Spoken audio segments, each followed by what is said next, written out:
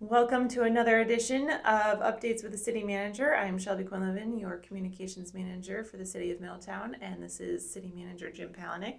And we are here to cover a couple updates for you. Let's start with the Oakland Neighborhood and what's going on with that project. Yeah, Shelby, the so-called Oakland neighborhood is that area around our community that housed the former Armco headquarters and what was the original high school that then became the Vale Middle School.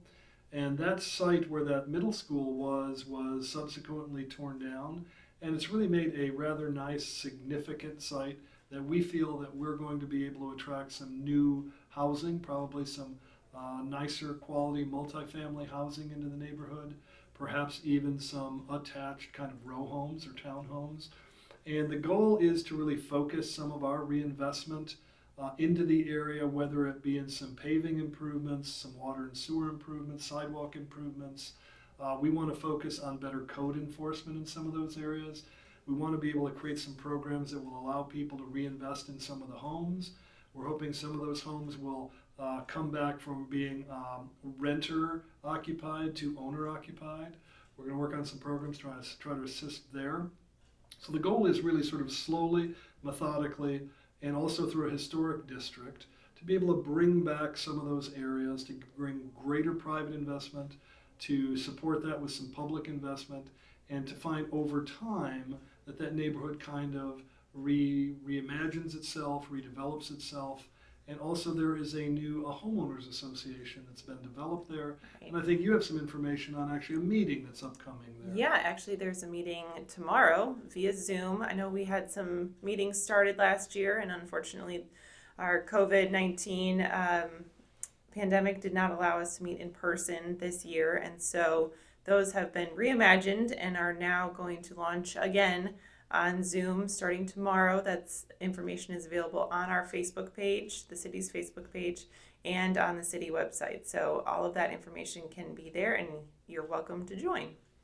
So, speaking of COVID, we have had a lot of opportunity recently for some help for our small businesses, and we were able to give away a lot of money from some grant opportunities. So, can you talk a little bit about that? Yeah, we were really pleased because we had the opportunity first through community development block grant monies that came to us from the federal government, and then as a very generous contribution through Butler County, some of it additional CARES Act monies. Okay.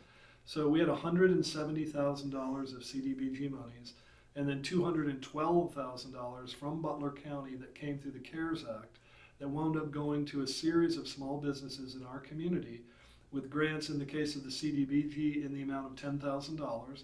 17 individual small businesses were granted.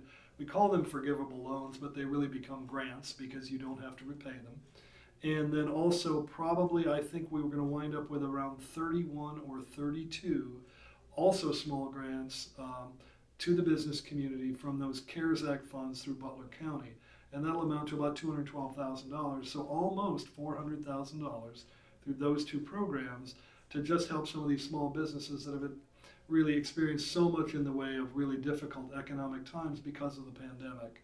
So we're glad that we're able to help them sort of survive during this difficult time, and that money is going to kind of be there as that sort of bridge, that lifesaver, if you will, to get them through hopefully when the economy starts to come back. Yes, we realize how hard of a year it has been, so anything helps right now. I know there's still some state opportunities for grants right now, which is available on our website, the city website, or the coronavirus.ohio.gov. There's still restaurant and bar grant opportunities, I know for sure, and there may be some other ones as well. So also coming up, it's towards the end of the year already, amazing. So we've got some holiday announcements. I know our Public Works Department is anticipating some snow this week already, so they are at the ready at all times, right? Absolutely, and just want to assure our citizens that they're always planning and they're always ready to go, so that if we have anything that looks like at a moment's notice or farther into the week, that equipment is ready, it's prepared. They're ready to, plow, they're ready to salt, they're ready to provide whatever kind of response we need that might come, whether that's rain, sleet, ice, snow, etc. We'll be out there, we'll be dealing with it. All right. And one more thing for upcoming holidays, we, as the city building, will actually be closed to the public on the 24th and 25th of December. So we're going to wish all of you some happy holidays, and we will be back with some more updates in the new year. Thank you very much.